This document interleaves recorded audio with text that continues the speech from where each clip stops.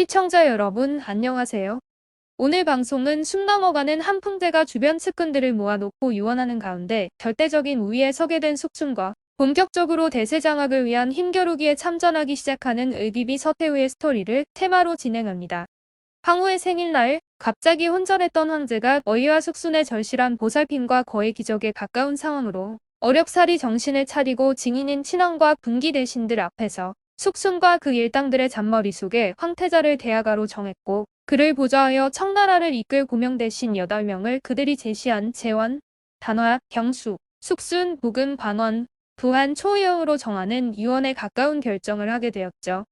그러나 이 모든 유언은 아무리 증인들이 있었다 해도 황제의 친필로 쓰여진 조칙이 반드시 필요했고 숨쉬기도 힘들어하는 한풍제가 붓을 잡았으나 손을 부들부들 떨었고 결국 술지를 써 오너라. 하고 붓을 내던지자 두한이 황제의 대필로 황제가 직접 쓴 성지의 의미가 있는 수유 2장을 써 바치자 숙순이 황금 촛대로 비춰서 황제가 볼 수 있도록 했고 동시에 모두가 들을 수 있도록 크게 읽도록 지시함으로써 황태자의 결정과 8명의 고명 대신을 정한 유언은 황제의 명으로 결정됩니다.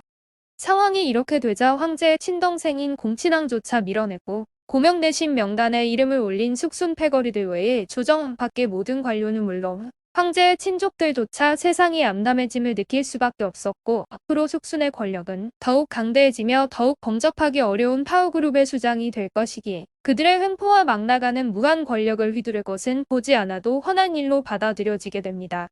그러나 이러한 상황 속에서도 더욱 막강해진 숙순과 맞짱 뜨기 위해 심호흡을 하며 일전을 치를 준비 중인 사람이 있었는데 그건 바로 황태자의 친모로 한풍제가 꼴까닥하는 순간 황후와 동등한 위치의 태후가 될 을기비로 현재는 궁중 속에 고독의 등불을 켜놓고 있을 수밖에 없는 서태후였죠. 을기비는 자신의 강아지 소환자가 부리는 태감과 자기에게 붙어있는 측근들이 수집한 정보를 보고 맡고 있었기에 현재 동남각의 모든 상황과 움직임을 정확히 파악해 나가고 있었고 예측한 대로 대하가가 황태자로 책정된 것은 그녀로선 당연하면서도 회심의 미소를 지을 수 있게 한 결정인 것이었습니다. 공친왕이 고명 대신에서 제외될 가능성도 있다고 생각한 을기비였지만 정작 제외되고 나자 충격이었고 이미 황제의 유언이 내려지고 분명하게 결정된 마당에 그녀는 모든 계획을 이 시점에서 다시 한번 검토해야 할 필요가 있다고 판단하면서 숙순이 온순한 황후의 손을 빌려 어린 황태자를 장악해버린다면 그가 하는 말은 곧 황제의 의사가 되어 제멋대로 원하는 일을 해나가는 것을 상상하며 이를 악물었습니다. 공중에 들어온 후 무엇이든 증오가 쌓여갈수록 맹정해지는 을기비였고 가슴속에 품고 있는 자신만의 생각은 비록 그 상대가 자신의 충실한 강아지 소환자라 해도 결코 단 한마디도 털어놓지 않는 것이 그녀의 철저함이었는데 남편인 한풍제가 꼴까닥하기 일보 직전 유언을 남기기 시작한 이 시점에 을기비는 촛불을 응시하며 동이 틀 때까지 계획을 하나하나 짚어나갔죠. 궁중의 하루 일과는 날이 밝기 전부터 시작되는데 을기비는 밤을 꼬박 새우고 난 터이지만 이상한 흥분을 느끼며 전혀 졸음이 오지 않았기에 양치질을 하고 세안을 한 후 곧 화장을 시작하는 시각. 주인님은 오늘도 일찍 일어나셨습니다. 하고 소환자가 찾아와 문안 인사를 드린 다음 곧이어 주인님, 축하드립니다. 하고 말하자 을기비는 무엇을 축하한단 말이냐고 되물었고 소환자는 대하가가 황태자가 되셨습니다. 주인님은 이제 국무님이 되셨습니다. 하고 아첨하는 자세로 대답합니다. 그러자 을기비는 닥쳐라. 내가 무엇을 알고 있다는 게냐? 함부로 허튼 소리를 해서는 안 된다. 하고 꾸지람같이 말하자 딸랑이가 없는 소환자는 무엇 때문에 꾸중을 들었는지 짐작할 수가 없고 자기 생각에는 틀린 말이 아닌데도 야단을 맞게 되자 소녀처럼 뾰로통해져 있었지만 을기비는 그런 소환자를 보고 있으면서도 모른 채 하고 있는 것은 영악하고 조심성 많은 그녀가 지금은 이런 이야기를 해서는 절대 안 된다는 것을 알기 때문이었죠. 중국의 궁궐이란 곳은 언제나 그렇듯이 사실 보기에는 평화롭지만 그 속에 독사의 이빨 같은 위험과 언제나 독을 품어 공격해올 것 같은 코프라의 독리들이 득실되는 곳이란 것을 잘 알고 있는 여우 같은 을비비는 딸랑이 없는 신복 소환자에게 모두에게 입조심하고 사람들 앞에서 일체 쓸데없는 소리를 해서는 안 되며 특히 대하가가 황태자가 되었기 때문에 을비비의 장래가 어떻다는 등의 얘기는 절대로 해서는 안 된다고 입단속을 시키게 합니다.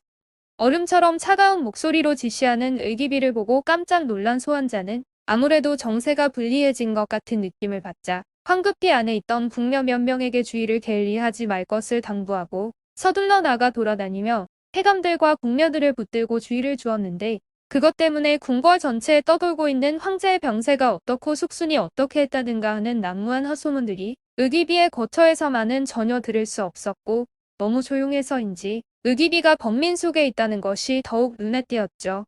아침 식사가 끝났을 무렵 찾아온 황후의 사자는 황제의 병문안을 갈 것이니 중궁으로 모이라는 지시를 전해주었고 후비들은 일반 신하들과 대면해서는 안 되기 때문에 황제의 병에 대해서는 태감들에게 들을 수밖에 없었는데 아침 일찍 황후가 특별히 경사방 수령 진승문에게 말해 주선을 하게 하여 오전 대신들을 일체 피하고 후비들만 황제를 배울 수 있는 최후의 기회가 마련된 셈이었습니다. 후비들이 침소에 병문안을 왔지만 황제는 잠을 자는 것인지 아니면 혼수 상태인 것인지 알 수는 없었는데 깡마른 모습은 한 줌의 뼈처럼 보였으며 사방 3m나 되는 화려한 식탁도 부중궁궐의 미인들도 모두 공허한 것인가. 황제는 후비들이 들어온 것 자체를 모르고 있었기에 황후와 비빈들은 황제를 위한 것인지 아니면 자신들을 위해서인지 모를 눈물을 흘리며 모두들 앞으로 벌어질 앞일을 생각하며 불안과 걱정으로 몸을 떨고 있었죠. 황후와 비빈들이 울고 있자 경사방 수령 진승문이 황제의 정신은 아직 쇠약해지지 않았기 때문에 혹시 몽롱한 가운데 모두가 슬퍼하고 있는 것을 보면 황상 역시 슬픔이 깊어질 수 있으니 울음을 그쳐달라고 부탁했고 액부경수도 황후가 귀궁하는 것이 좋겠다는 주청을 전해왔기 때문에 비록 눈물을 멈출 수 없었지만 황후는 비빈들을 데리고 동랑각을 나오게 됩니다. 중궁으로 돌아온 후에도 황후는 눈물이 멈추질 않았고 같이 있는 의기비는 눈 가장자리가 빨갛게 되어 있었지만 말투와 태도는 평소와 다르지 않았기에 유달리 어기차게 보였는데 황후가 침실로 들어가자 의기비는 그녀의 신복인 쌍이에게 이곳은 내가 모시겠다. 너희들은 밖에 나가 있고 특별한 용무가 없다면 절대 들어오지 말도록 해라. 라고 지시를 하자 비록 황후의 신복이긴 하지만 평소 주장이 분명한 의기비를 나름 존경하던 쌍이는 무엇인가 중대한 얘기가 있다고 짐작합니다. 그런 짐작을 한 쌍이는 의기비에게 밖에서 망을 보며 아무도 안에 넣지 않겠습니다. 라고 대답하자 의기비는 그래 주었으면 좋겠구나. 주의해서 그렇게 해다오. 그러는 동안에 좋은 일이 있을 것이다. 라고 평소 쌍이의 총명함을 좋아하던 의기비가 말했죠.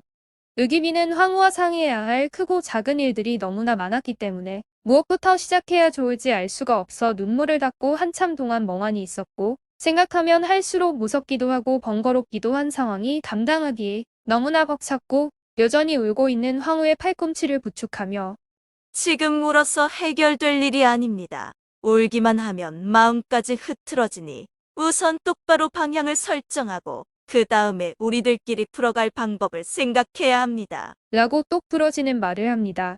의기비는 그저 온순하고 착하기만 한 황후가 어떻게 방향 설정을 해야 하는가 묻자 유객부를 직접 불러서 물어보는 게 좋겠습니다. 라고 말하고 나서 황후에게 그에게 어떻게 얘기하는 것이 좋은지를 가르쳐준 후 사자를 경사방으로 보내 황후가 묻고 싶은 것이 있으니 유객부가 주기 바란다고 말하며 선소했는데 사실 이 방법은 규칙에는 벗어나지만 현재의 상황이 상황인 만큼 경사방 수장인 경수도 거역할 수 없었고 숙순도 구태여 저지하지 않았죠.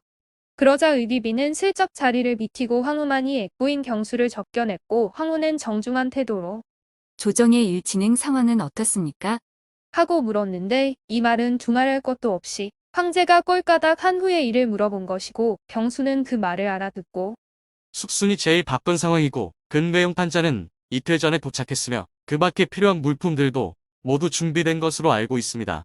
라고 대답합니다. 황후는 화제를 바꾸어 지난 며칠 동안의 전무는 누가 처리하고 있습니까? 라고 의귀비가 알려준 대로 그를 부른 목적을 위한 질문을 하기 시작했는데 액부 경수는 군기처에서 처리하고 있지만 중대한 용무가 쌓여 있어 처리를 못하고 있다는 대답을 황후는 어째서 그렇게 일이 쌓이게 된 것이냐고 묻자 경수는 황제 폐하께서 경주문을 보실 수 없기 때문입니다. 라고 어정쩡한 자세로 대답을 했습니다. 그러자 황후는 기다렸다는 듯 그렇다면 앞으로는 어떻게 됩니까? 하고 물었는데 그것은 앞으로 황제가 꼴까닥하게 된다면 그 후에는 어떻게 일을 처리해 나갈 것이며 누가 나서서 하게 되는 것이냐는 질문으로 그렇다면 앞으로 황제가 해야 할 일을 고명 대신에 뽑힌 경수 등 8명이 마음대로 하려고 하는 것이냐는 급소를 찌르는 질문인 것이었죠.